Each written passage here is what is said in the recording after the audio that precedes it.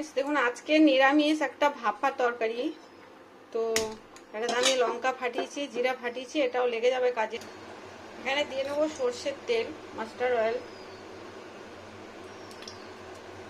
নিরামিষ এক কচু কচু আর ভেন্ডি আর পুঁই শাক। তো প্রথমে আমি কিছুটা পাঁচ ফোড়ন দেব। এটা হচ্ছে পাঁচ ফোড়ন, এটা ঘরেই বানিয়ে নিই। কালো জিরেটা একটু বেশি, মৌরিটা। আর এটা হচ্ছে ডাল বড়ি, এটাও ঘরের বানানো বড়ি, বিউলির ডাল থেকে, যেটা আমি নিজেই বানিয়ে নিই। এটা দিয়ে নিলাম, স্মেলটা বার হয়েছে খুব সুন্দর, আর বড়িটাও খড়ে এসছে। এবার এটা এখানে দিয়ে নেবো কচু, পুঁই, ভেন্ডি সব কিছু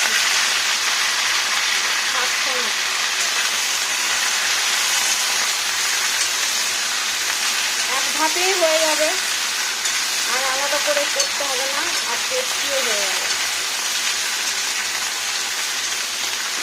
তেলটা মিশিয়ে দিলাম প্রথমত। এখানে দেবো কিছুটা ছলা, ভিজানো ছলা।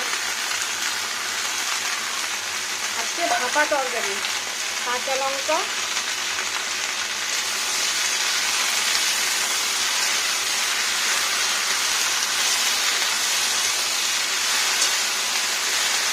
একটু কষিয়ে নেব, লবণ, এটা লবণ দিয়ে নিলাম।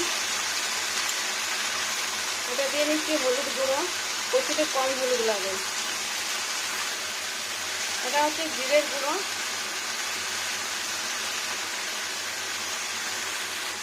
জিরের থেকে কম পরিমাণ ধনের গুঁড়ো, এটা কম পরিমাণটা, জিরের থেকে কম। আর দিয়ে নেবো লঙ্কার গুঁড়ো, কচুতে একটু লঙ্কা না দিলে ভালো লাগবে না, ছলা আছে, এটা লঙ্কার গুঁড়ো। সব গুঁড়ো মশলা একসাথে মিক্স আপ করে নেবো। আবার একটু, জাস্ট একটু।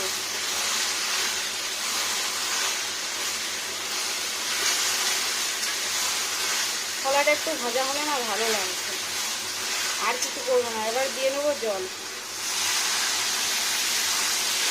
কচু আছে, ডাঁটা আছে, পুঁই ডাঁটা, শাক একসাথে, ভেন্ডিটা তাড়াতাড়ি সেদ্ধ হবে। কচুটা আর পুঁই ডাঁটাটা সেদ্ধ হতে সময় লাগবে, ওই জন্য একটু জলটা বেশি দেব। আর একটু জল, এটা সেদ্ধ হবে। এবার ভালো করে ঢেকে দেবো। আর টমেটো দেবো না, লেবুর রস নামানোর আগে দিলেই দিতে পারেন, আমি দেবো না, ডাঁটা শাক আছে তো ওই জন্য টক ভালো লাগবে না। এটাই ভালো লাগবে ভাপা ভাপা তরকারি, ছলা।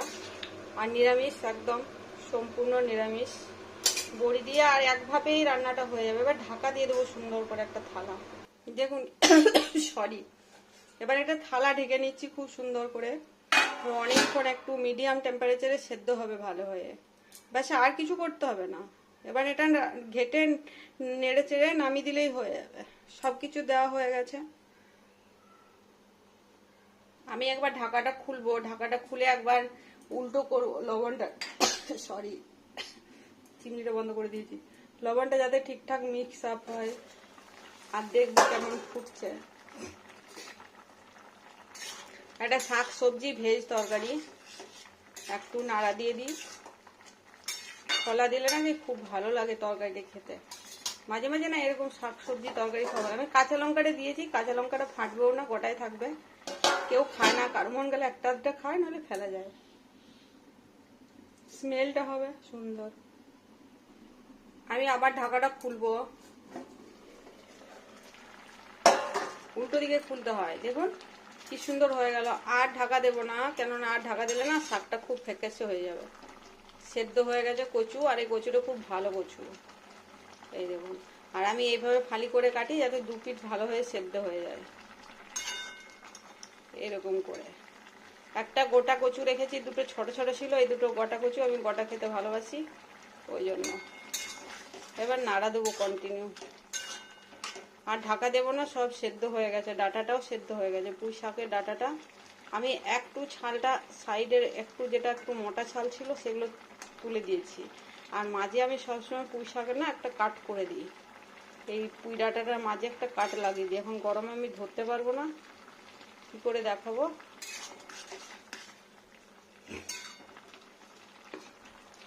এরকম সরি, পারলাম না। বলে দিই, মানে পুঁই ডাঁটাটার এই মাছ বরাবর কিছুটা কাট লাগিয়ে দিতে হবে। যখন ইয়ে করবেন না, এরকম ভাবে কাট লাগিয়ে দিতে হবে।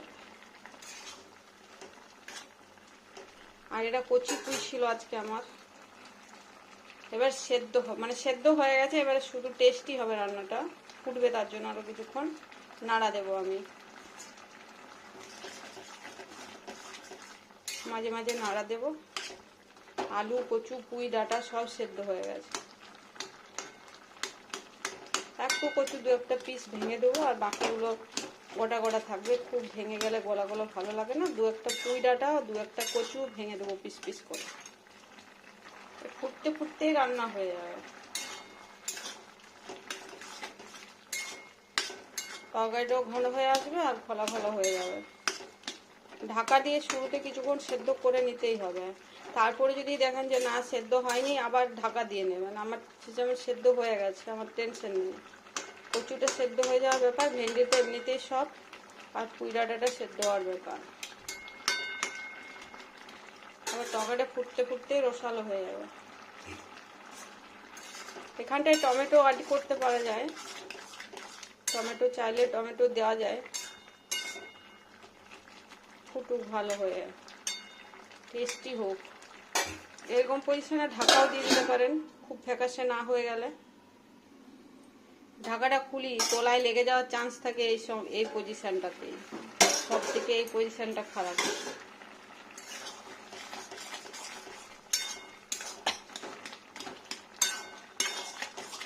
যে রান্নাটা যেমন সেটা বেশি সময় নেয়, কিছু কিছু রান্না বেশি সময় লাগে না।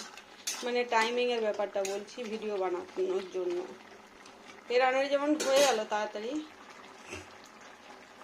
যত ফুটবে তত টেস্টিটা মিশবে আর খেতে সুস্বাদু হয়ে যাবে অটোমেটিক। আর কিছু করতে হবে না। ব্যাপারে এই তরকারি খেতে আমার খুব পছন্দ লাগে, আর আমি একটু না এরকম খেতে পছন্দ করি। শাক সবজি,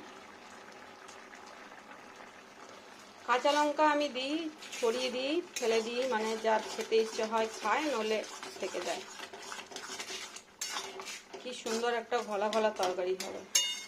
ওই কচুটা আমি ভাঙবো না, ওটা আমি ভাতে খাই। এই যে কচুটা আছে না, এটা শুধু সেদ্ধ হয়ে যাবে।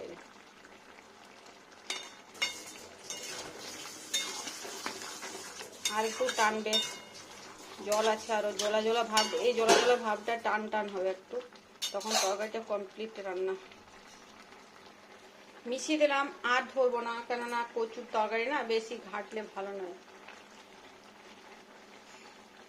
নিজের তাগিদে হবে, সেটাই ভালো হবে। 8 মিনিট বন্ধ হয়ে দেখুন। এবার আমি স্ট্যান্ডিং টাইম দিয়ে দেবো, অফ করে দেবো।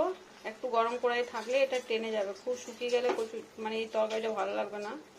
একটু পরে ঢেলে নিচ্ছি, একটু ফুটটা কমে যাক আর গরম হিটটা একটু থেকে যাক ব্যাপারটা। দেখুন ফ্রেন্ডস, কত সুন্দর হয়ে গেল স্ট্যান্ডিং টাইম দেওয়ার পর। এবার আমি এটাকে ঢেলে নেবো। আর এটা এরকম খেতেই খুব ভালো লাগবে, একটু থকো থকো। মানে এই যে একটা রান্না হয়েছে না, এটা খেতে খুব সুস্বাদু। এবার আমি ঢেলে নেবো একটা পাত্রে।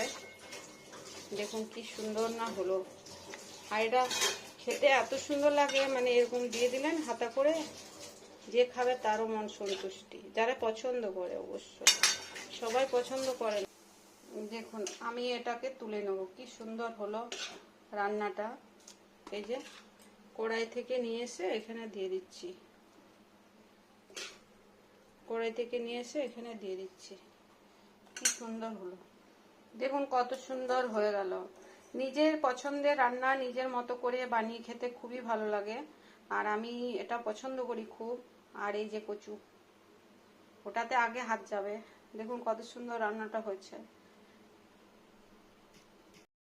হ্যালো ফ্রেন্ডস, দেখুন এটা হলো কচুর তরকারি। কচু, পুঁই শাক আর ভেন্ডি আর ছোলা, এইসব দিয়ে এক পদ রান্না, যেটা দেখতে খেতে তো দুটোই চমৎকার।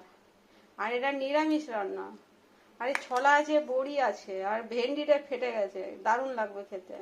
আর পুঁইডাটা আছে চিবানোর জন্য, ছোলা আছে আর কচু আছে। তো এটা খেতে যা সুস্বাদু হয়, নিরামিষ হলো রান্নাটা অতি চমৎকার।